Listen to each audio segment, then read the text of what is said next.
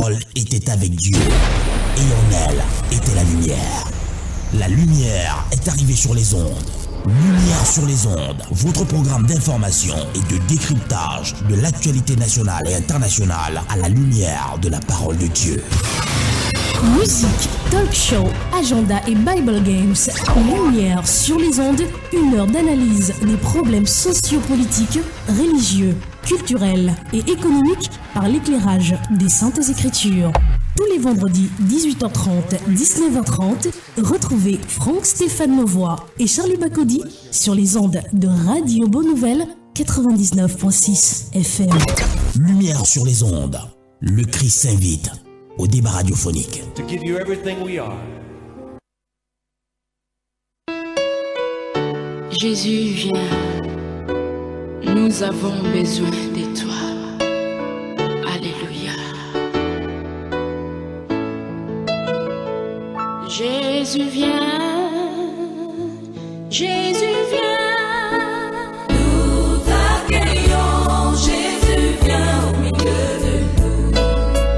Nous t'accueillons, Jésus, viens au milieu de nous. Saint-Esprit, viens. Oui, viens. Nous t'accueillons, Saint-Esprit, au milieu de nous. Nous t'accueillons. Nous t'accueillons, Saint-Esprit, au milieu de nous. Viens, conduis-nous. Nous t'accueillons, Saint-Esprit, au milieu de Toi, nous ne pouvons rien faire. Accueillons, Saint-Esprit, au milieu de nous. Fais descendre ta puissance parmi nous. 18h30 à Douala. Ils sont nombreux à attendre ce rendez-vous. Mesdames et messieurs, bonsoir et bienvenue. Lumière sur les ondes s'offre à vous 1 heure d'échange et d'analyse des faits de société. Mesdames et messieurs, une fois de plus, soyez les bienvenus. Lumière sur les ondes, c'est l'émission qui débute à présent à travers le thème la destinée, volonté divine ou humaine. La destinée, volonté divine ou humaine. On rappelle que ce thème avait été abordé déjà la semaine dernière, donc c'est la partie 2. Nous avons commencé à éplucher et à argumenter sur ce thème et nous continuons à la demande forte des auditeurs qui n'avaient pas vu certaines réponses, certaines questions, avoir des réponses. Nous allons poursuivre donc ce soir et nous espérons par la grâce de Dieu apporter toutes les réponses et toute la compréhension sur ce sujet souvent taxé d'assez complexe. La destinée, volonté divine ou humaine, beaucoup de questions qui surgissent au moment où nous présentons cette émission. La destinée, l'homme est-il maître de sa destinée? Dieu a-t-il fait des hommes seulement des pions qu'il peut manipuler à sa guise? Ce sont des questions qui sont posées dans des communautés chrétiennes, dans des communautés religieuses. Et ce soir, nous voulons savoir, est-ce que la destinée émane de l'homme ou alors elle est simplement le plan de Dieu, l'incarnation du plan de Dieu? On va donc le savoir ce soir avec nos panélistes. Je vais dire bonsoir aux frères évangélistes Élie Bertrand Tchabda. Bonsoir et bienvenue. Bonsoir Franck Stéphane, bonsoir à tous les auditeurs de cette merveilleuse radio. Alors on parle de destinée ce soir. La semaine dernière vous étiez déjà là et ce soir nous allons poursuivre avec ce thème. Merci de nous faire l'amitié et l'honneur de votre présence. Le service m'est demandé. Voilà. À côté du frère Élie Bertrand Tchabda, on a le pasteur Saker qui est là, qui n'était pas là la semaine dernière parce qu'on péchait. Mais aujourd'hui, nous rendons grâce à Dieu, pasteur, de votre présence. Merci d'être là. Bonsoir et bienvenue. C'est toujours pour moi un honneur, un privilège d'être là. Bonsoir. Bonsoir à tous ceux qui sont scotchés actuellement. Bonsoir l'évangéliste Élie. Bonsoir Stéphane. Bonsoir Roméo et tous ceux qui sont avec nous ce soir. Nous croyons que nous allons passer des moments de qualité dans la parole de Dieu pour apporter de l'éclairage, la lumière dans les ombres obscures, afin de plus de compréhension. Alors, on va également dire bonsoir à tous les auditeurs qui nous écoutent à présent. Bonsoir à toute la communauté du groupe WhatsApp de l'émission Lumière sur les ondes. Tous ceux-là qui sont connectés et qui nous écoutent et qui vont participer à travers ce canal qu'est WhatsApp. Bonsoir à tous ceux qui nous écoutent en Afrique, parce que nous sommes écoutés en Afrique. Nous sommes écoutés au-delà des frontières même africaines. En Europe, partout dans le monde, on écoute Lumière sur les ondes. Et ça, c'est pour la gloire de Dieu. Mais avant d'entrer dans le sujet, on va prendre une musique de mise en condition. Il s'appelle Bernaka et il chante Romance.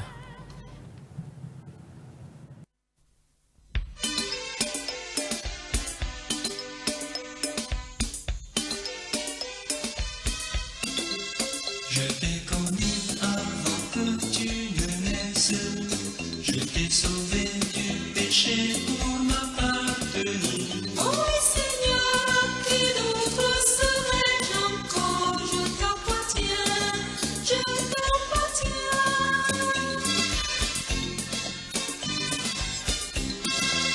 Seigneur Jésus, mon sauveur, que je t'aime. Tu es si beau, tu es doux, tu es merveilleux. Quand de mes yeux pourrais-je enfin te contempler, te dire en face mon amour, mon adoré.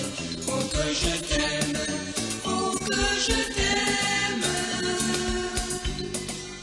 Je t'ai aimé avant ta repentance.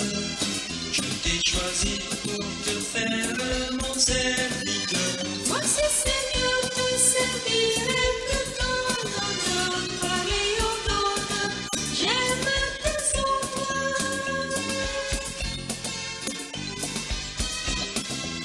Seigneur Jésus, mon sauveur, je t'adore. Tu es si humble, si tendre, si noble de cœur. Quand de mes yeux pourrais-je enfin te contempler, te dire en face mon amour, mon adoré. Oh je t'adore, oui je t'adore. Je t'ai parlé pour le jour de la noce. Lève les yeux, tout est prêt, je viens t'enlever. Alléluia, tout de suite le Seigneur descend à ma rencontre sur les nuées.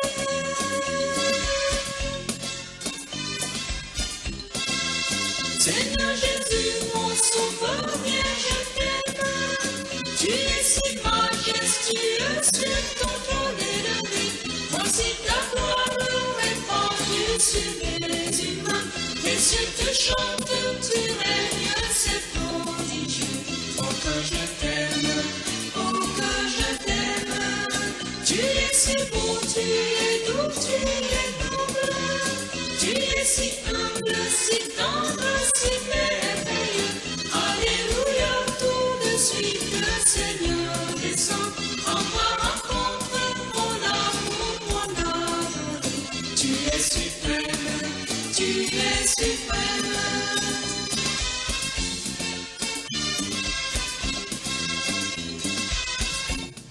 Retour dans ce studio, mesdames et messieurs, une fois de plus, bienvenue à cette émission. C'est Lumière sur les ondes, une émission qui est diffusée tous les vendredis à partir de 18h30 durant 1 heure, donc jusqu'à 19h30. Nous sommes là pour parler de ces thèmes que nous avons débuté la semaine dernière, la destinée, volonté divine ou humaine. Les panélistes sont déjà là. Pasteur Saker, rebonsoir et bienvenue. Merci une fois de plus. Elie Bertrand Chabda, vous êtes à l'aise? Je crois qu'on peut, Très à on peut l'aise. commencer l'émission. Très à l'aise. Ok. Maintenant, le chat arrive dans ma gorge alors que tout à l'heure, je disais que je n'avais rien.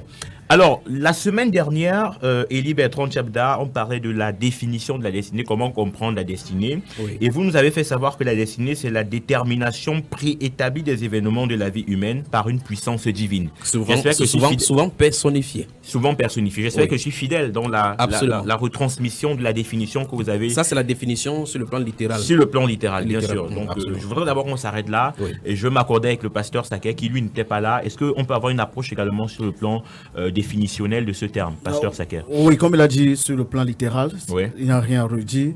Mais si nous pouvons ajouter maintenant dans la perspective de la Bible, qu'est-ce Oui, que la allons-y. Bible dit directement? Nous voyons que d'une manière claire, la destinée est un ensemble d'événements organisés, orchestrés, arrangés par Dieu dans le but de voir un homme accompli. En d'autres mots, lorsque nous parlons de destinée, c'est un ensemble d'événements orchestrés, arrangés par Dieu qui a pour but de voir Dieu être glorifié, Oui. que l'homme doit accomplir. Mais maintenant, parfois il y a certains mots qu'on joue souvent entre destin et destinée. Nous devons comprendre qu'il y a la différence. Ok. La destinée est spirituelle, mais le destin est naturel. Ouais. Parce que l'homme peut organiser, orchestrer les plans dans le but de se voir lui-même être glorifié. Oui. Donc la question que nous devons nous poser, c'est que après avoir accompli quelque chose, après avoir réalisé quelque chose, ou bien peut-être après notre vie sur la terre, qui a été glorifié? Nous, l'homme, la famille, ou bien notre entreprise, ou est-ce que c'est Dieu qui a été glorifié?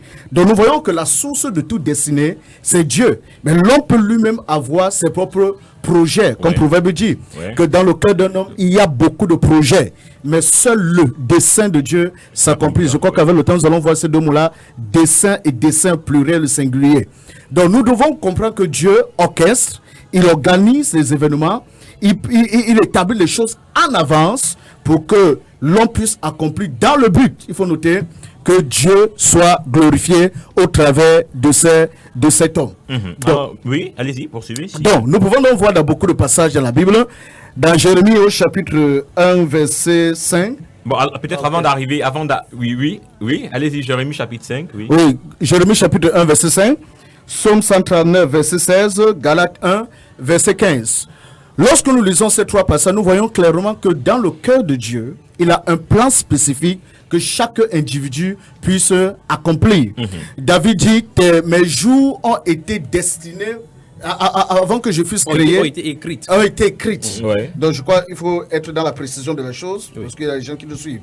Quand je n'étais qu'une masse informe, tes yeux me voyaient, et sur ton livre était tout inscrit les jours qui m'étaient destinés avant qu'aucun d'eux n'exista. La même chose, comme il a dit à Jérémie, avant que je t'eusse formé dans le ventre de ta mère, je te connaissais et je t'avais établi. Prophète des nations, ça c'est la fonction. Mais nous voyons donc que Dieu a un plan spécifique que chaque personne puisse accomplir. Il organise, il orchestre, il arrange un ensemble d'événements pour que cet homme doit se trouver dans ces événements, puisse accomplir cet événement et dans un but bien précis, j'insiste, que Dieu soit glorifié. Que Dieu soit glorifié. Donc si après avoir accompli quoi que ce soit, et qu'on ne peut pas voir Dieu être glorifié dans ce que nous sommes en train de faire, réellement nous sommes en train d'accomplir le destin qui n'est que tout simplement un ensemble d'événements, de projets, des bonnes choses que l'homme aimerait faire pour que lui soit glorifié et non Dieu. Alors, le pasteur Saker ici fait quand même la différence nette et claire selon ses propos entre le destin et la destinée. Pour essayer de reprendre le pasteur Saker, il dit que le destin, ce sont des projets qui émanent du cœur de l'homme. Et que la destinée, c'est effectivement... Ça pour synonyme les projets. Voilà. Maintenant, la destinée est beaucoup plus spirituelle. D'ailleurs, c'est ce qu'il a dit. Et que la destinée était effectivement l'accomplissement du plan que Dieu a bien avant établi, avant que nous soyons même dans le sein de nos différents mères. C'est pour cela que même dans la définition... Vous êtes d'accord d'abord avec absolument, ça? C'est pour ça vous que accordez? Absolument. Donc, il y a une différence entre destin et destinée. C'est pour cela que dans la définition que nous avons donné du mot destinée, vous avez vu que même dans la définition mondaine, il est dit que c'est un être surnaturel qui contrôle les événements. Et on s'arrête là. Donc ça veut dire que ça ne dépend pas de l'homme. Cela ne dépend pas de l'homme. C'est là où nous parlons de destinée. Et donc là, puisque l'émission était il était question de savoir si c'est une volonté de l'homme ou mieux avec tous les autres questions sous-jacentes, on pourrait y poser si l'homme peut modifier ses destinées et ainsi de suite. Nous voyons effectivement que d'après ce qu'il a dit, et c'est là je vais essayer d'avancer sur ce plan-là. Il dit, au sortir de cela, tout ce qu'on fait, il faut que Dieu en soit glorifié. Maintenant, le problème maintenant avec cela, c'est que quand nous lisons la Bible justement, nous voyons que c'est dans certaines personnes, dans la vie de certaines personnes, c'est ainsi. Il y a des personnes qui sont conscientes de cette destinée-là, il y a d'autres qui n'en sont même pas. Et ils sont utilisés par Dieu. Par exemple, lorsque nous lisons le cas de Pharaon qui a opposé à Moïse, nous voyons effectivement comment Pharaon s'opposait plutôt à la réalisation, au plan de Dieu, mais en voulant s'opposer d'après son entêtement, il accomplissait plutôt le plan de Dieu. Parce que Dieu plus tard vient nous dire dans le livre de Romains chapitre 9, je crois qu'on va y revenir si le Seigneur permet, dans le livre de Romains chapitre 9, il dit que l'Écriture dit à Pharaon que j'étais suscité à dessein pour montrer en toi ma puissance afin que mon nom soit publié par toute la terre. Or, nous remarquons effectivement que lorsque Pharaon n'est pas du peuple de Dieu, il ne sait pas Dieu, il ne connaît même pas ce Dieu. Parce que quand Moïse lui dit, laisse partir mon peuple afin qu'il me serve dans le désert, il dit même qui est l'Éternel afin que je t'obéisse. Donc, il est dans l'entêtement. Je t'en ai dit parce que pour arranger un peu ce que le pasteur te dit là, pour équilibrer. Parce que ici, nous parlons, là, il définissait par rapport à quelqu'un qui est conscient, qui veut faire quelque chose pour la gloire de Dieu. Et nous voyons donc en toile de fond certaines personnes qui font ces choses-là, même inconsciemment. On peut également prendre dans le peuple juif le cas, par exemple, de Kis, dont j'ai pris la dernière fois, avant que Saül ne soit roi. Nous voyons que la naissance de Kis, de son papa, était égarée. Vous voyez que la naissance est dans la destinée. Le fait même que son papa envoie Kis d'aller le faire était dans la destinée, dans le plan de Dieu. Mais eux, ils sont dans ces plans-là sans savoir qu'ils sont dans le plan de Dieu et en accomplissant ça le plan. Ok, donc la première chose que les auditeurs doivent retenir ce soir, parce que les différents panélistes s'accordent, c'est qu'il y a une différence nette entre destin et destinée. Absolument. Et que le destin, on peut le greffer aux pensées humaines, aux projets humains, et que la destinée sur le plan spirituel, c'est Uniquement. effectivement la pensée que Dieu a eue pour chacun d'entre nous, bien avant que nous soyons formés, un peu comme il le dit à Jérémie. J'espère que là on est tout à fait clair. Alors, pasteur Saker, comment connaître sa destinée? Je parle bien de destinée. Très bien. Maintenant, nous devons comprendre que la destinée ne peut pas être en marche dans la vie d'un individu s'il ne donne pas sa vie à Jésus.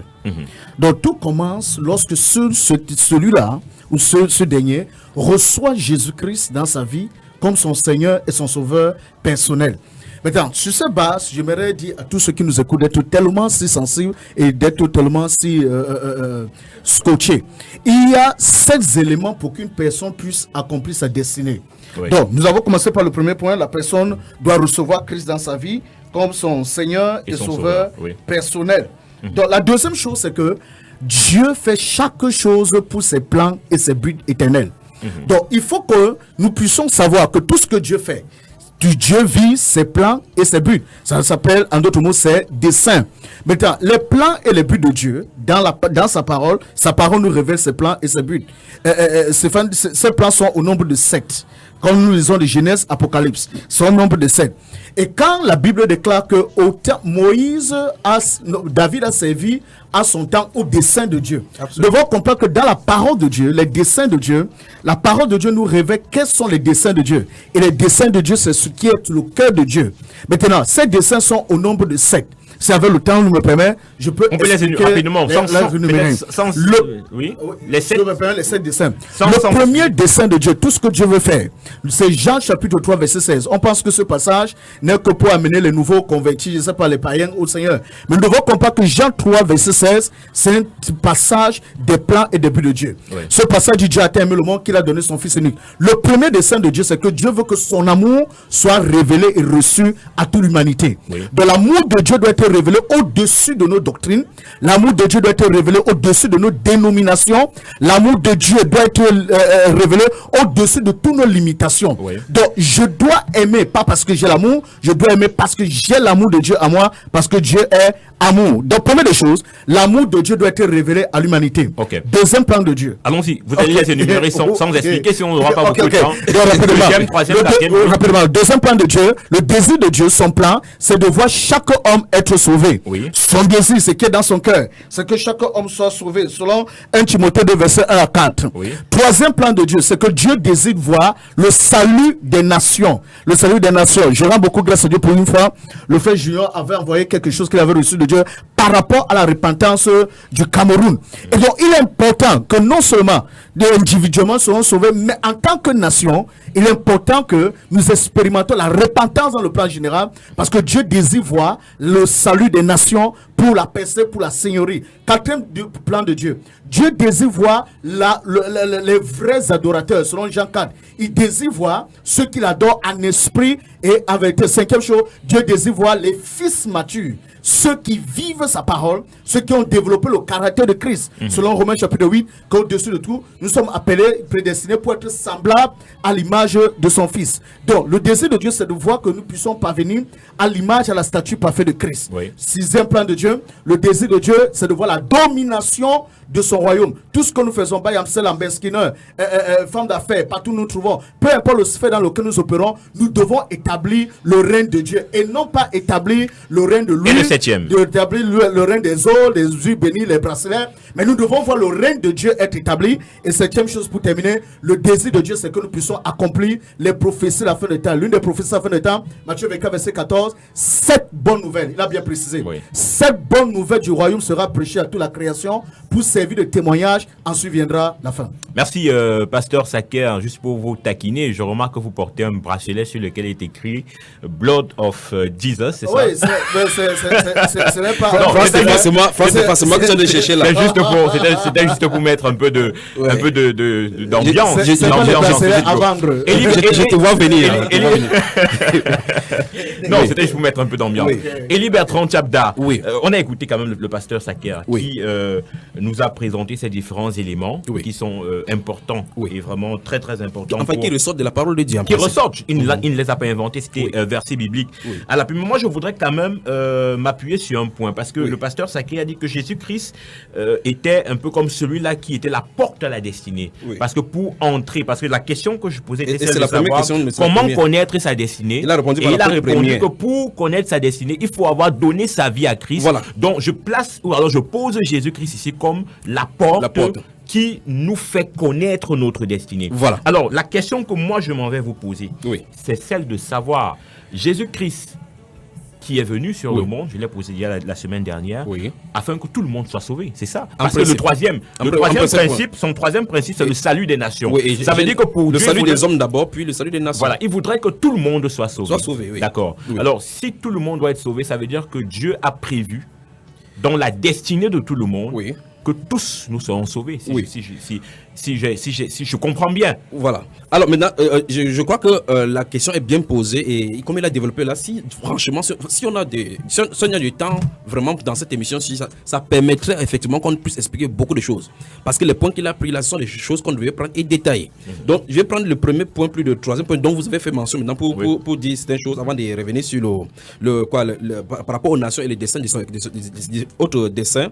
Le pasteur Sacré dit qu'il faut qu'en premier lieu que cette personne, pour connaître sa destinée, comme vous avez posé la question, connaître sa destinée, il faut que la première chose, la condition sine qua non, l'une des premières conditions, en clair, c'est d'accepter de donner sa vie à Jésus-Christ. Vous êtes d'accord avec ça? Non, c'est ça, c'est pour ça qu'il va essayer de nuancer pour dire, pour essayer de ressortir quelque chose. Puisqu'il y a des gens dans la Bible, puisqu'en commençant dans ses propos lumineux ici, il a pris le psaume 139, verset 14 à 16, où David dit clairement que tous les jours qui lui étaient destinés étaient écrits dans son livre avant qu'aucun d'eux n'existât. Et nous voyons effectivement que l'apôtre Paul également dans Philippiens chapitre 4 parle de Clément et autres, dont le nom sont écrits. C'est vrai que pour le cas des Clément, ils sont effectivement enfants du Seigneur sous la nouvelle alliance. Mais je voulais dire que, est-ce que quelqu'un, avant la venue du Seigneur Jésus-Christ, ne pouvait-il pas connaître sa destinée? Ça, c'est une autre paire de manches. Ça veut dire que il faudrait, est-ce que Jésus-Christ les gens n'acceptaient pas Jésus-Christ avant qu'il ne vienne? Donc il y avait Dieu avait donné son alliance avec les Juifs et il accordait des grâces et de temps en temps chez le païen. Donc là, nous ne voyons pas quelqu'un qui avait le cas d'Abraham, que Dieu appelle selon son destin, et Dieu dit que lui seul il a appelé et il a choisi et il taille les gens à partir d'Abraham. Abraham n'a pas donné sa vie à Jésus-Christ pour le faire. Il voulait seulement dire que, en fait, Jésus-Christ, dans le plan de Dieu, est l'a envoyé pour la réconciliation de la faute qui a été commise dans la Genèse, fondamentalement. Donc tout tourne, que la Bible déclare par la réconciliation dans les cieux et sur la terre, tourne autour de lui. Mais pour qu'on la destinée proprement dite, un être humain ne pourra pas connaître dans les détails sa destinée. Vous pouvez avoir des blibes, les clichés, comme le cas de Joseph, comme le fils Joseph en Égypte. Dieu lui donnait des clichés de sa vie. Le cliché de sa vie, il lui montre 11 Jeb qui se prosternent devant son propre Jeb. Devant son propre Jeb. Et là, son père lui donne l'interprétation. Tu veux dire que tes frères et ta maman viendront se prosterner. Là, Dieu lui donne des flashs, des clichés comme ça de sa vie. Plus tard, il va voir ces choses s'accomplir en Égypte lorsqu'il va être vendu par ses frères. Or, Dieu ne donne pas tout la photo. L'apôtre Paul, il a cité également ça dans Galates chapitre 1, verset 15 et 16. L'apôtre Paul dit que mais lorsqu'il plut à celui qui m'avait mis à part dès le sein maternel, comment l'apôtre Paul, lorsqu'il est mis en Christ et par la révélation du Saint-Esprit, il commence à comprendre maintenant que tout le parcours qu'il avait, en fait, Dieu l'avait mis à part. Dans 1 Corinthiens chapitre 2, verset 7 à 12, il dit que ces choses-là, nous recevons le Saint-Esprit qui nous a été promis là, afin que nous connaissions. Parce que l'Esprit sonde tout, même la pensée de Dieu. Et c'est quand le Saint-Esprit sonde tout, même la pensée de Dieu, il nous révèle, il nous donne les choses que Dieu nous a données par sa grâce depuis l'éternité. Et donc là, ça veut dire que ce n'est pas nécessairement que quelqu'un soit en Christ pour connaître les destinées. Parce qu'en fait, Dieu n'a pas destiné tout le monde dans sa destinée pour être en Christ. Bon, est-ce qu'il y a un problème au niveau, je vais peut-être mettre un stop à votre argumentaire pour vous relancer. Est-ce qu'il n'y a pas un problème au niveau des temps? Parce qu'aujourd'hui nous parlons, nous sommes sous la grâce. Est-ce qu'on s'adresse quand même à des personnes qui sont sous la grâce? Vous nous mettez. En fait, je vais aller dans les deux cas. C'est pour ça que je suis allé dans l'Ancienne Alliance pour dire qu'en réalité, dans l'Ancienne Alliance, il y avait la façon que Dieu. Là, je suis d'accord parce que Jésus-Christ dans la Nouvelle Alliance de manière physique. Justement, j'arrive. Prenons le cas physique. Dans le cas quand le Seigneur Jésus-Christ vient, nous voyons effectivement et nous avons lu ça la dernière fois, le psaume 69, le psaume 109 qui concernait Judas, que Judas avait quelque chose qui était écrit de lui qu'il devait réaliser. Ça, c'est pendant que Christ est là. Nous voyons effectivement dans Actes chapitre 4, lorsque les apôtres vont être battus et interdits de parler de la part du Seigneur Jésus-Christ au nom du Seigneur Jésus-Christ, ils vont rentrer avec les lèvres, ils vont prier et dire clairement ce qui leur est arrivé. Il dit que c'est toi qui as dit par la bouche de son saint prophète, de ton saint de David en citant le psaume 2e, que pourquoi cette timide parmi le peuple et cette vaine pensée parmi les nations. Il dit en effet dans cette ville, Pilate et Hérode ont fait ce que ta main et ton conseil avaient décidé, avaient arrêté d'avance. Ils ont livré. Vous voyez ce qu'il en est. Donc, vous voyez, d'une part, il y a des choses. C'est là il faut faire un peu le carrefour. Il y a des gens qui sont, parce que la Bible déclare que tous ceux qui veulent vivre pieusement. Ça, nous sommes en Christ là. Tous ceux qui veulent vivre pieusement en Christ seront persécutés. Il faut qu'il y ait des persécuteurs en face. Il faut qu'il y ait des gens qui veulent vivre la vie de Christ de l'autre côté. Sinon, ça n'aura pas de sens. Ça, et je vais développer ça tout à l'heure. Donc, quand on est en Christ, il y a des gens que vous montez, que vous descendez, ils ne seront jamais en Christ. Et là, ils ont un autre rôle à jouer de l'autre côté. Mais là, les destinées sont liées. Oui, mais quand vous parlez quand même des deux camps, Oui. De ceux qui sont persécutés et de ceux qui persécutent, Oui. la Bible déclare que Dieu ne veut pas la mort du pécheur. C'est exactement là où il va arriver. Voilà. C'est là où il va chuter ça touche le Jean chapitre 3 verset 16. Oui. Alors maintenant, fondamentalement, parce qu'il a dit, il a cité le 7 destins de Dieu, les désirs du cœur de Dieu. En fait, avant d'avancer sur ce plan, on devrait d'abord répondre à une question majeure. Est-ce que si Dieu décide quelque chose dans sa souveraineté, est-ce que quelqu'un peut changer sur la terre? Il faut que ça soit répondu parce que ça va tourner autour de cela. C'est-à-dire quoi? Oui. C'est-à-dire que est-ce que Dieu décide que France Stéphane va être sauvé? Parce que d'abord, il faut qu'on comprenne d'abord le principe. La Bible déclare qu'on n'est pas sauvé parce qu'on aura fait. C'est par la grâce qu'on est sauvé, par le moyen de la foi. Et c'est un don de Dieu, ça ne vient pas de nous. Donc ça veut dire que le salut dépend de Dieu. Et comme il dit dans Romains chapitre 8, il dit chapitre 9, il dit qu'il fait miséricorde. Ça ne dépend pas de celui qui veut, ni de celui qui commet. C'est Dieu qui fait miséricorde. Donc il y a quelque chose à résoudre. Il faut qu'on résolve la problématique d'abord, avant d'avancer sur la question. Oui. Est-ce que Dieu peut décider quelque chose et ça ne s'accomplit pas? On a vu des cas où Dieu... Bon, Oui. moi, allez-y, pasteur Saker. Pasteur, j'espère que tu as assumé ma question. Non, très bien. Oui. C'est vrai, moi j'avais un exemple, mais c'est à lui qui a posé la question, oui. Allez-y, pasteur Saker. Sans me lancer dans l'aspect des dispensations, Oui. je veux parler de 3 temps de Dieu et je veux mettre certaines choses d'une manière claire. Ne vous croyez pas que Dieu avait 3 temps. Dans Timothée, la Bible parle des temps éternels. Dans le mot hébreu, c'est Syros. Ça veut dire que les temps éternels. Dans les temps éternels, le conseil, le dessein et la souveraineté de Dieu sont absolus. Au point que ses œuvres et ses actes, si nous voulons essayer d'expliquer la souveraineté de Dieu, personne ne peut le faire. Parce que nous allons passer le temps à poser la question pourquoi les enfants qui étaient encore dans le ventre de la mère et de leur maman, Il avait choisi l'un. j'ai haï, j'ai aimé Jacob. Oui. Comment on peut expliquer? Mais parce qu'on ne peut pas toucher ce thème sans aborder ça. Mais ce qui est sûr. Donc nous voyons le temps Syros, ce qui veut dire le temps éternel où Dieu œuvre.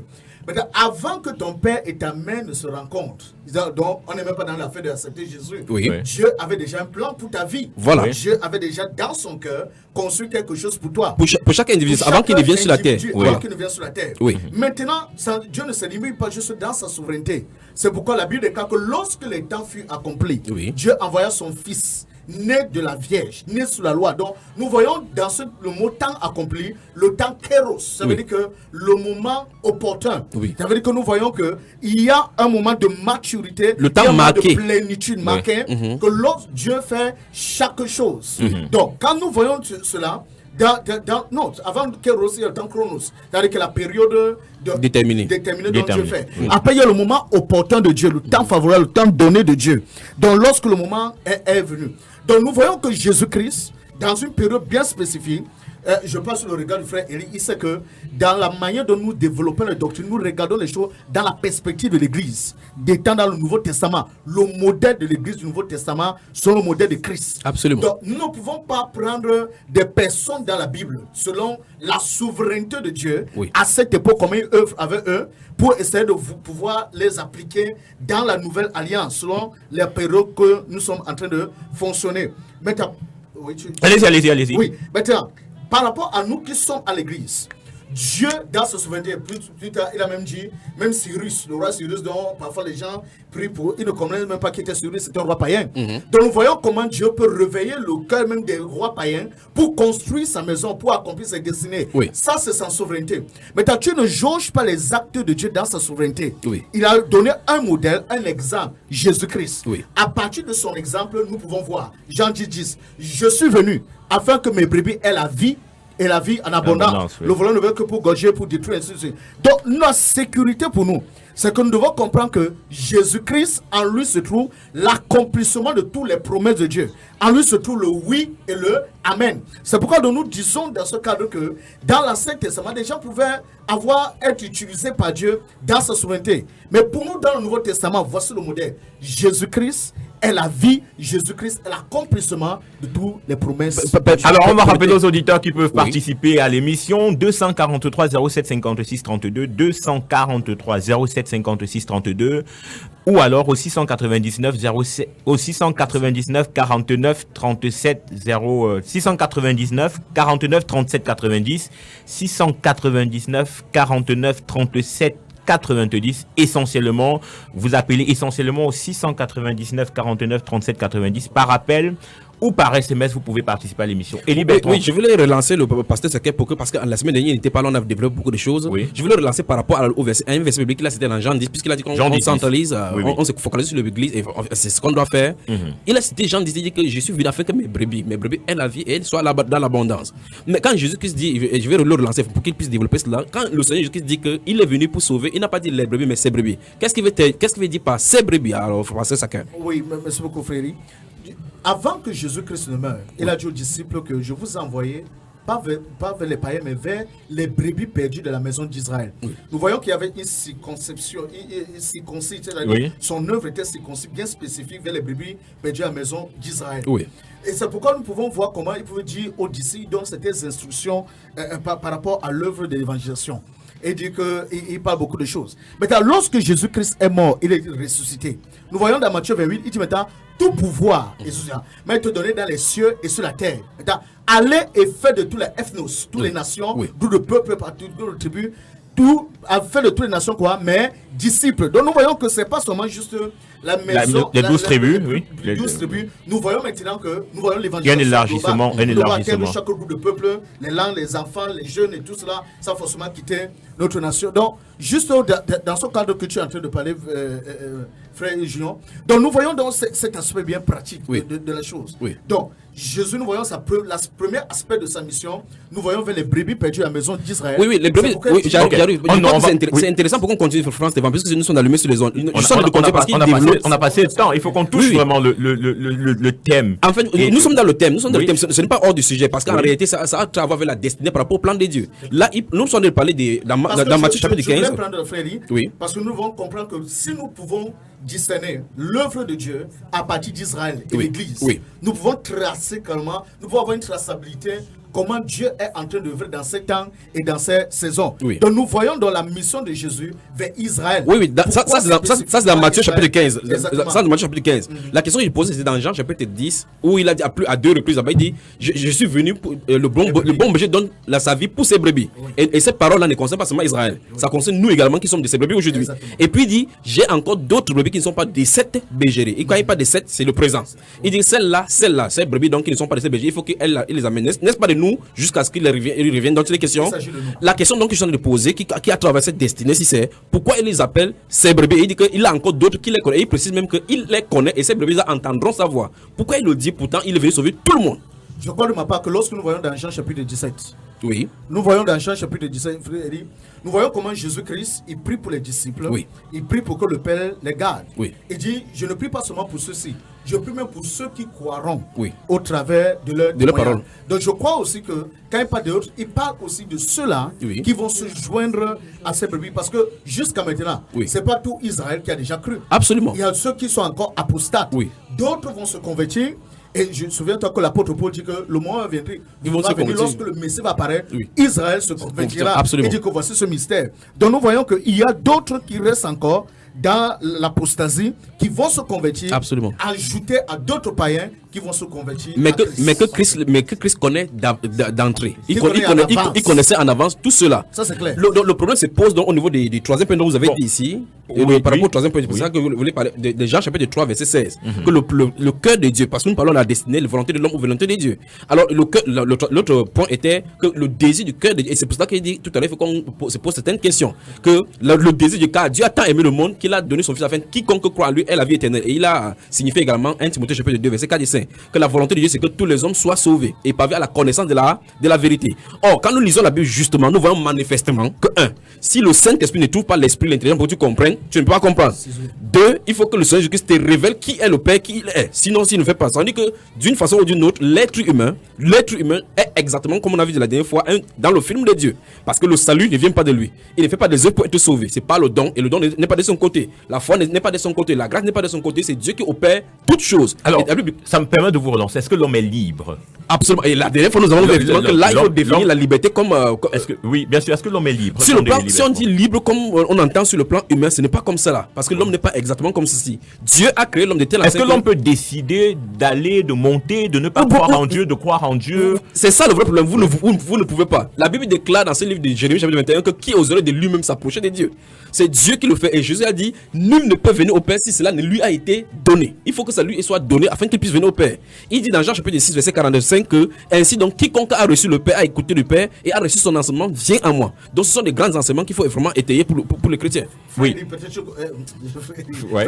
Oui. Peut-être le frère est en train de développer quelque chose que des personnes doivent être éveillées. Une certaine maturité. Oui, certaine maturité. C'est pas qu'il se contredit. Frère Élie touche certaines choses dans la souveraineté de Dieu et dans sa sagesse. Oui. Mais ce que je suis en train d'ajouter comme équilibre, c'est que dans le plan de Dieu, connaît ceux qui seront sauvés, ceux qui ne seront pas sauvés. Ah bon? Ça, c'est Absolument. clair. Il le sait. Ça veut dire qu'il y a des personnes qui ne seront pas sauvées. Pasteur, C'est clair, c'est la Bible enseigne. La Bible attendez. déclare que non, soyez inscrits. Ça veut dire qu'il y a des personnes qui ne seront pas sauvées. Absolument. La Bible déclare que Jésus-Christ était l'agneau immolé avant Avant la la fondation du monde. Oui. Donc nous voyons cela. Mais Bon. maintenant, ce qui arrive, c'est que Oui. tu ne dois pas t'asseoir pour dire, ok, comme Dieu.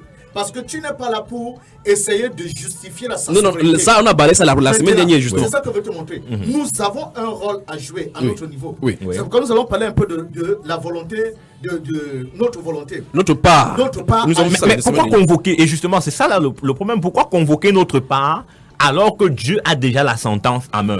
Ce sont des grands développements. Parce Maintenant, que il va falloir qu'on s'il développe va ça à la falloir- fois, s'il va Stéphane. falloir que si Dieu a déjà dit Oui. que le frère Franck Stéphane sera X, pourquoi je dois penser qu'en travaillant davantage dans Y, je peux Non, le le devenir alors que- problème, c'est que Dieu a dit cela et c'est le rouleau se chauffe chez lui. Chez lui. Tu ne connais pas, c'est ça le vrai problème. Est-ce que tu connais? Quand Jésus dit que. les choses qui sont cachées, Oui. Ouais. Dieu, ceux qui Quand- sont révélés nous appartiennent. Il dit le royaume des cieux est semblable à un filet qu'on jette dans la mer. Et il a dit à la première que je te ferai pécher d'homme.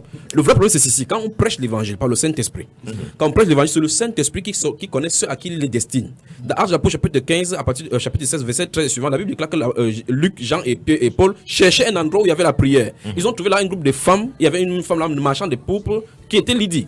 La Bible déclare que lorsque l'apôtre Paul s'est mis à parler, le Seigneur Dieu a ouvert le cœur de Lydie afin qu'elle soit attentive à ce qu'elle disait Dieu. La question c'est pourquoi Dieu ouvre le cœur de Lydie et laisse les autres cœurs? Ils sont même arrivés quelque part, ils ont prêché l'évangile et la Bible déclare que ceux qui étaient destinés Destinés. pour le salut. Actes chapitre 13 verset Donc, 48. Maintenant, est-ce que c'est à toi? Est-ce que Dieu s'est assis dans son conseil, t'a dit mon Que c'est fils, telle personne voilà à la toi. liste des gens qui seront sauvés, qui ne seront pas sauvés. Donc voilà donc. À cause de l'esprit de l'obéissance. Oui. Parce que l'obéissance, ce n'est pas les actes que tu poses, c'est d'abord l'attitude du cœur et ensuite les actes. Donc, à cause de l'obéissance, ton rôle, c'est de faire ce que tu dois faire. Et Dieu fait ce Dieu pas. fait sa part. Ok, on va prendre ce message de Georges Christian Maillot qui écrit dans le groupe Lumière sur les ondes. Il dit: Dieu nous a créés libres et a mis entre l'homme et lui la grâce. On peut avoir une bonne destinée et la perdre par nos actes, ou alors la gagner lorsqu'on l'a perdue par le biais de la grâce. La destinée est un carrefour entre Dieu et l'homme, au point où on a l'impression qu'elle est soit de Dieu, soit de l'homme. Un homme sans destinée n'a pas de vie et tout ce que ça comporte. Dieu a besoin de l'homme pour se faire représenter et l'homme a besoin de Dieu pour donner un sens à sa créature. Assez complexe quand même. Assez complexe et philosophique. Mais Assez complexe et philosophique. Je vais quand dire, même. je vais dire Oui. quelque chose là-dessus. La destinée de Dieu, ça ne fait l'homme d'aucun doute parce que tout est fait, même dans la nature, même sans lire la Bible, tout est fait pour comprendre effectivement que tout a un but. Il a fait le soleil pour un but. Il dit clairement qu'il a fait la lune, les luminaires pour marquer des saisons. C'est là et personne ne peut rien faire contre cela. Alors, si je comprends bien ce que vous êtes en train de dire, quand Dieu a dit, la chose va s'accomplir. Exact. Mais j'ai un cas biblique quand même qui me taraude, c'est le cas de Ézéchias. Ésaïe Ah, et Ézéchias. Voilà. Il y en a plein dans la Bible. Ésaïe qui vient annoncer une nouvelle à Ézéchias de Oui. la part du Seigneur. Oui. Le Seigneur m'a dit que tu vas mourir. Oui. Qu'est-ce que Ézéchias fait? Ézéchias s'est tourné, prie. Il prie vers le Seigneur. Absolument. Et la Bible déclare que Ézéchias a eu 15 années supplémentaires. Oui. Or, Dieu qui avait parlé Oui. en Ésaïe, Oui. se serait-il contredit? Voilà, c'est toute la grande question. Bonne question. Vous voyez, c'est pour ça qu'il dit qu'on n'a pas assez de temps dans cette émission pour expliquer quelque chose. Je vais amplifier, je vais prendre un autre cas qui trouve même les gens. Ceci, ce n'est qu'un petit cas. Lorsque vous lisez Genèse chapitre 6, il a cité un passage tout à l'heure que, enfin, c'est ce qu'un pied dit, que le Seigneur Jésus-Christ nous avons été rachetés pas par des vaines manières de vivre, pas de l'or, mais par le sang précieux du Seigneur Jésus-Christ, comme d'un agneau prédestiné avant la fondation du monde. Remarquez très bien, avant qu'on fonde le monde, l'agneau était prédestiné. C'est un problème déjà encore. Donc je vais prendre ce cas-ci, quand j'en ai dit, avec ce cas-là, pour citer quelque chose dans le livre de Genèse. Dans le livre de Genèse, en chapitre 6, la Bible déclare que quand les hommes ont commencé à se multiplier sur la terre, les fils des hommes vivent, des dieux qui vivent, que les filles des hommes étaient belles, ils en pris pour femmes. C'est qu'ils en pris, et puis la méchanceté était là. Versets 6 et 7 disent clairement que Dieu s'est repenti d'avoir fait l'homme sur la terre. Oui. C'est terrible. Que Dieu s'est repenti. C'est comme si Dieu regrettait, ou comme humain, que je regrette que non, ces choses arrivent. Comme si Dieu était comme un être humain qui ne savait pas que ça devait arriver. Mais la Bible nous révèle là qu'il a prédestiné l'agneau avant la fondation. Oui. Donc ça veut dire que la solution du péché était préparée avant le péché. Donc ça pose problème. C'est encore plus compliqué, encore davantage par rapport à Ézéchias. Donc ça montre effectivement comment Dieu peut mettre pause dans la vie. Parce que la Bible déclare en Ecclésiaste chapitre 12 que les fils de vie peuvent être coupés sur la terre. C'est notre père des manches encore dans la Bible. C'est vraiment dit quoi? La Bible déclare que tu pourras perdre ton héritage par ta faute. Donc il y a notre grand domaine dans la Bible qu'il faut développer. Donc ici ce n'est pas un cas difficile. Ça n'a rien à voir avec le problème de la destinée. Le vrai problème c'est ceci. Lorsque vous voyez que je prends un cas encore une autre fois dans le cas de Ninive avec Jonas. Quand vous voyez le prophète Jonas en train d'essayer de fuir Dieu, et chaque prophète de Dieu sait effectivement qu'on ne peut pas fuir Dieu. Vous regardez sur le plan humain, vous allez voir effectivement que Jonas essaie d'esquiver Dieu. Mais là, chaque prophète doit prophétiser de sa manière la venue du Seigneur Jésus-Christ.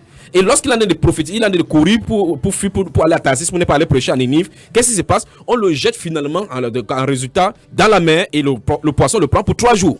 Et là maintenant, dans cette signification-là, il est en train de vouloir comme ça signifier la mort et la résurrection de notre Seigneur Jésus-Christ pendant 3 jours. Et là, nous comprenons effectivement que ce n'était pas une fuite au sens propre du terme, c'était sa manière de prophétiser comme Joseph, lui, vendu par ses frères, était un symbole du fait que Christ devait être vendu par ses frères. Il devait prendre une épouse en Égypte. Donc, maintenant, c'est une vie vécue.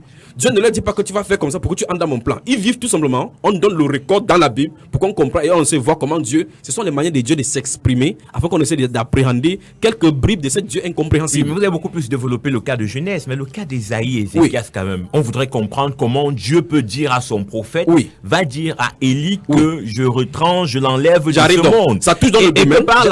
Et que par la suite, Élie se met à prier et lui ajoute 15 ans. Est-ce que Dieu, à ce moment-là, n'entre pas en porte-à-faux avec son prophète, avec qui il avait révélé? Non. En fait, si le prophète a été aujourd'hui là, qu'il dise que ça ne s'accomplit pas, on dirait que c'est un faux prophète parce qu'il était encore dans la cour quand Dieu lui a dit que tu as vu comment il s'est incliné. Donc ça veut dire ici, dans la Bible, il y a des prophéties conditionnées de Dieu. Il y a des prophéties qui est arrêtées, comme par exemple dans Apocalypse. La Bible déclare dans Apocalypse chapitre 17, verset 14 à 17, que Dieu a mis, il y a la bête qui va monter avec les 10 rois. Dieu a mis dans leur cœur le dessein pour qu'ils aillent la prostituer. Or, Dieu entre dans le cœur des rois des nations qui vont se regrouper, ils vont faire le nouvel ordre mondial pour pouvoir haïr la bête. Dieu dit qu'il a mis dans leur dessein un même dessein, dans leur cœur un même dessein. Ils vont accomplir le dessein de Dieu, haïr la prostituée pour que la parole s'accomplit. Donc, il y a des prophéties arrêtées dans la Bible comme la bête va descendre de la mer, la bête qui sort de la terre. Ça doit arriver.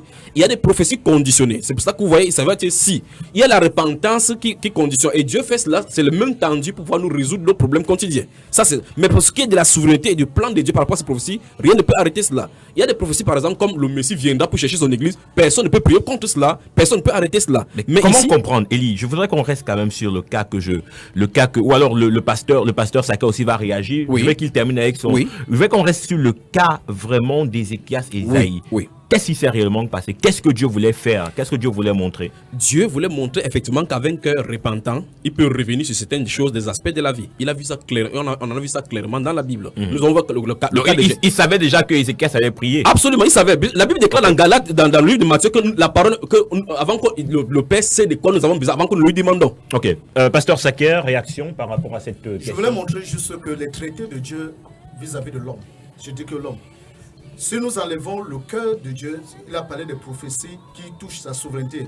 Et si nous parlons de son dessein global. Son dessein global. Donc, nous voyons que dans ce cadre des choses, quand Dieu dit quelque chose, c'est un arrêté. Mais c'est traité avec l'homme, selon ton attitude de cœur. Il faut comprendre cela. C'est que ça peut changer selon ton attitude de cœur. Regardez, prenons un peu un exemple pratique. Paul dit qu'une écharpe m'a été donnée et plus il a prié pour que cela lui soit ôté. Et Dieu dit, ne prie plus, cela te suffit. Car ma grâce te suffit. Donc lui-même dit, il a prié pour que Dieu enlève cela. Donc après regarde ce qu'il regarde dans la suite. Il dit à cause de l'excellence, il dit à cause de l'excellence des révélations qui m'ont été données.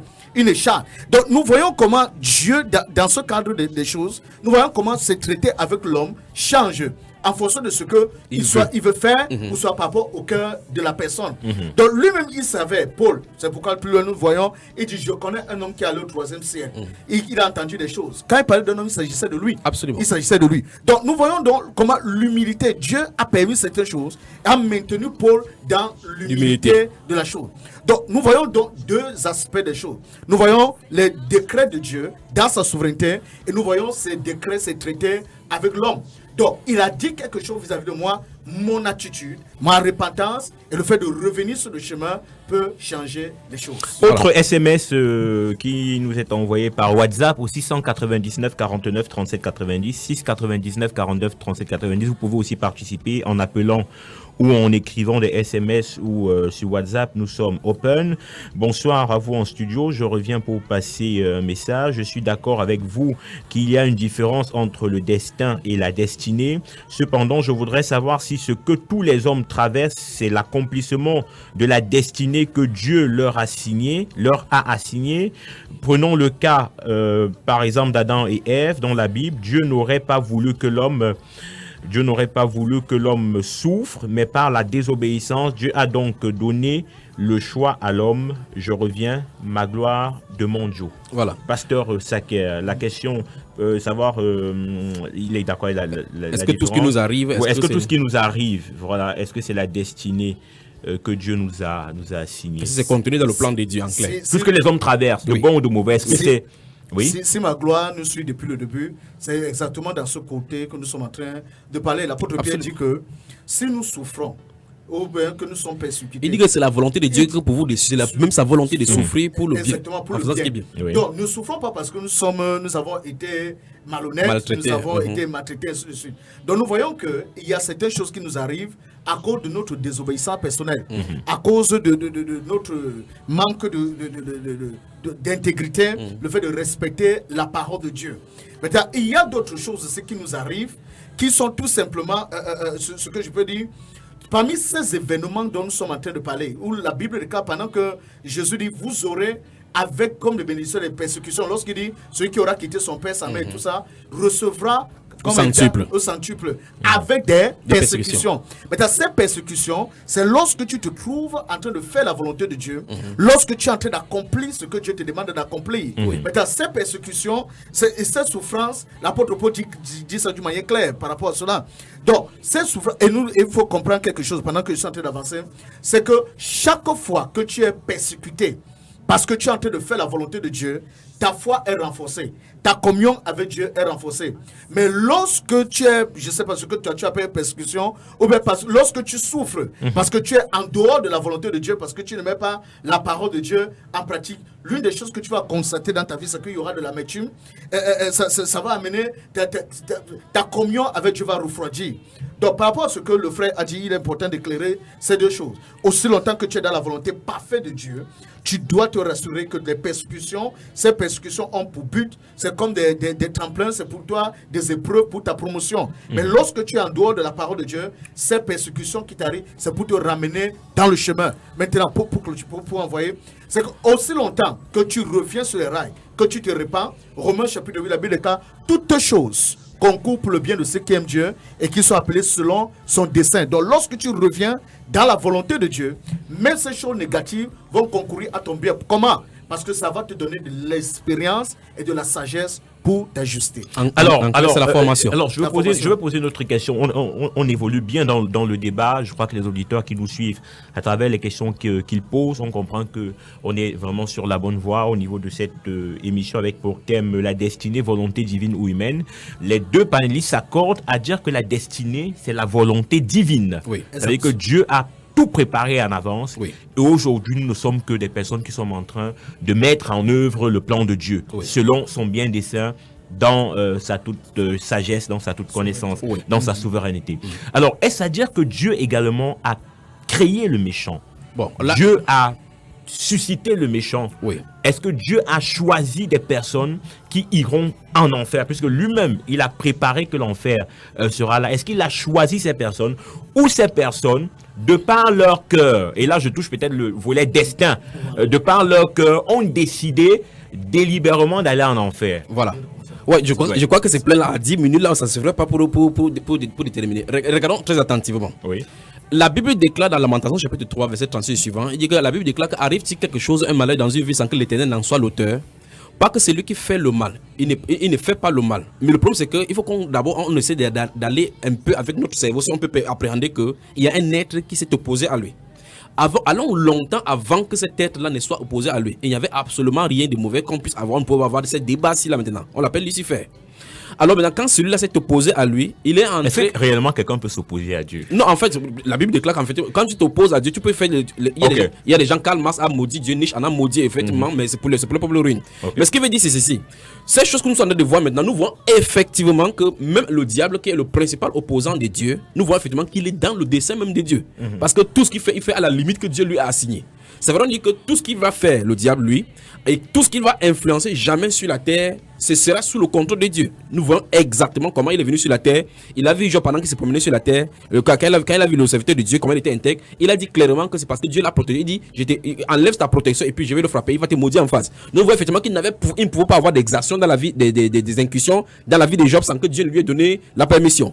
Nous regardons dans 1 Roi chapitre 22 également le cas de Michée avec les prophètes de Baal qui étaient de l'autre côté pour qu'ils prophétisaient que Akab et Josaphat montent à Rama en Galote pour prendre Rama. Et ça, le prophète va venir dire maintenant que le conseil du ciel s'est assis et un mauvais esprit est venu et puis Dieu a prononcé le mal contre Akab. Et là il dit ce sont les mauvais esprits qui prophétisent dans la bouche de tes prophètes. Donc nous pouvons être sur la terre en train d'accomplir une œuvre ne sachant pas ce qui nous est arrivé, alors que dans l'autre flanc, en toile de fond, de l'autre côté du rideau, on a fait des décisions sur nous.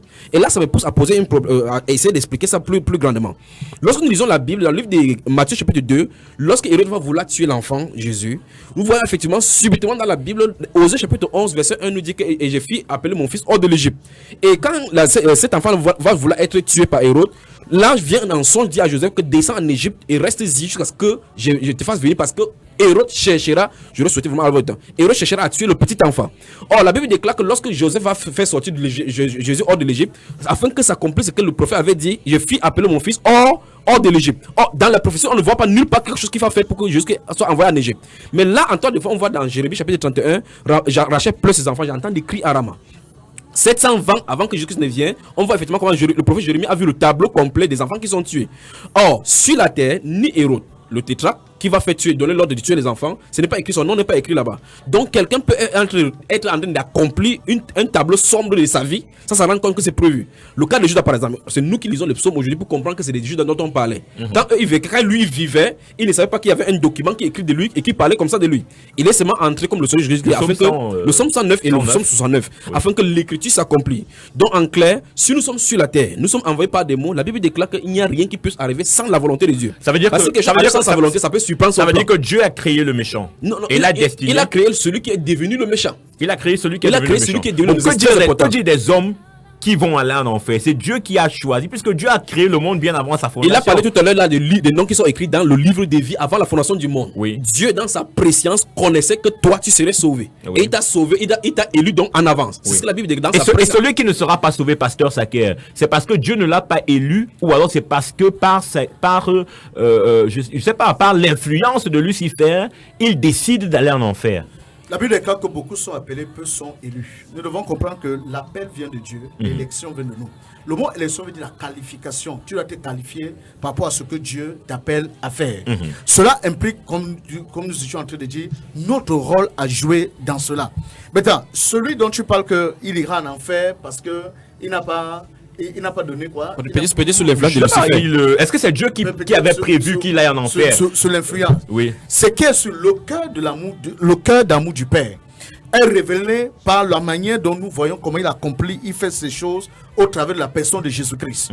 Nous voyons que chaque personne était exposée à l'évangile. Même cet individu, là où il se trouve là, il aura toujours une opportunité. Une personne va venir lui partager la parole de Dieu. Maintenant, à lui d'accepter, à lui de refuser. Il a parlé de l'aspect de Judas Iscariote. Dans l'Ancien Testament, on n'a pas écrit que Judas Iscariote devait le faire. Mais la prophétie était déjà claire. Il devait être livré, quelqu'un d'autre devait prendre sa charge. Maintenant, mais quelqu'un, est-ce que quelqu'un, à la personne à qui c'est destiné, parce que quand Dieu lui écrit sans mettre le nom, il connaît la personne, n'est-ce pas, frère? Forcément. Le problème, c'est que est-ce que cette personne peut se soustraire des fesses là? Dans la souveraineté, la sagesse de Dieu, nous savons que Dieu connaît la personne. Voilà. Mais la personne ne se connaît pas que c'est lui. Mais par rapport à nous, nous-mêmes les hommes, nous ne connaissons pas le nom de Judas Iscariote. Voilà. Donc c'est pourquoi l'apôtre Paul, lorsqu'il a fini d'écrire au sujet du mystère... Alors, permettez-moi de prendre cet appel, pasteur Saké. Allô, bonsoir. Allô, bonsoir. Bonsoir, comment je vous appelle? Je m'appelle Pierre. J'appelle depuis Suzanne. Oui, le frère, on vous écoute. Allez-y, vous pouvez participer. Oui, je dis bonsoir à tout le monde. Et Bonsoir. Je suis d'accord avec le pasteur parce que Dieu a tant aimé, il dit dans Jean chapitre 3 du verset 16, il dit Dieu a tant aimé le monde à ce qu'il a envoyé son Fils unique afin que quiconque croit en lui ait la vie éternelle et soit sauvé. Donc le salut est proposé à tout le monde. Chacun est libre de refuser, comme il venait de dire. Si on te prêche l'évangile et que tu rejettes l'évangile, la parole de Dieu, tu iras en enfer. Dieu nous a créés, c'est pour le bonheur et non pour le malheur. Merci frère. Donc, c'est que j'étais juste en train de révéler là, concernant le frère Pierre, qui nous appelle de Suzanne. Nous saluons la population de Suzanne là-bas qui nous écoute. Et les environs. Je vais continuer avant de donner la parole à l'évangile Céline. Voici ce que je vais dire. Dans sa souveraineté et dans sa sagesse suprême, le Seigneur connaît toujours dans son conseil. Notre rôle à jouer, c'est de révéler le cœur d'amour du Père, selon le modèle que Jésus-Christ nous a montré. Quel est ce modèle? Notre rôle, c'est de prêcher l'évangile à tout être humain et d'amener des personnes à comprendre que le désir de Dieu, c'est de sauver tout homme. Pour que personne ne puisse dire, au travers de lumière sur les ondes, j'ai appris que Dieu connaissait déjà. Mais parce que ça ne connaissait pas de vous dédouaner en disant que c'est ce que la Bible enseigne, même si quelqu'un entend ça, c'est la vérité quand même. Non, nous devons révéler au cœur du Père. Oui, voilà. Nous voulons révéler. Donc la prostituée ne doit pas dire, ok, ça va, pour moi, j'avais dit que je serai prostituée, ça va. Non, ma soeur, voici le cœur d'amour du Père. Il veut te sauver. Il a envoyé Jésus-Christ. Il est mort pour tes péchés. Il a été ressuscité. Ouvre ton cœur et reçois Jésus-Christ. Comment il va ouvrir? Parce que c'est Dieu qui doit ouvrir le cœur. Parce que j'arrive là maintenant. Oui. Il reste 3 minutes. Mais c'est ça qui dit que dans cette émission, nous avons vraiment des problèmes. Regardez encore une fois de plus, je vais encore dire quelque chose. Dieu a connu des gens d'avance et il a écrit les noms d'avance dans le livre des vies. Et par conséquent, vous voyez effectivement quand on fait que les gens confessent, après on dit que répète ici après moi, Seigneur, écris mon nom aujourd'hui dans le livre des vies. Il y a même une musique qui chante, écris mon nom, Seigneur, écris mon nom, des bêtises comme ça. Vous voyez effectivement que. Alors que le nom est écrit. Avant que les gens le problème, c'est que ces gens-là, on joue même ça à coup sûr ici à Radio Bonne Nouvelle et dans les radio chrétiennes. On ne devait pas accepter des choses parce que c'est le mensonge. Si le chef des chaînes nous écoute ici, il faut que des choses ne soient pas distillées ici. C'est pas ça le but de notre émission. Mais de toute façon, nous allons corriger toutes choses. Maintenant, ce que je vais dire, c'est ceci. Il faut que nous arrivions à un autre niveau. Dans le livre, je vais prendre deux passages là rapidement. Dans le livre de Romains, chapitre 1, sous le verset 4 et le verset 5, verset 5 particulièrement, l'apôtre Paul révèle que la grâce lui a été donnée par de cet apôtre-là, par le Seigneur Jésus-Christ, par Dieu le Père, pour ramener à l'obéissance à la foi tous les païens. C'est ce qui est écrit dans Romains chapitre 1, verset 5. Il dit qu'ils ont reçu la grâce de l'apôstolat pour ramener par le nom de Jésus-Christ à l'obéissance à la foi tous les païens. C'est écrit littéralement tous les païens. Tout à l'heure, il y a cité Actes chapitre 13, verset 48, lorsqu'ils ont exposé la vie, l'évangile aux Juifs. Il dit, puisque vous jugez vous-même indigne de la vie éternelle, voici nous nous adressons vers les païens, car ainsi nous a ordonné le Seigneur.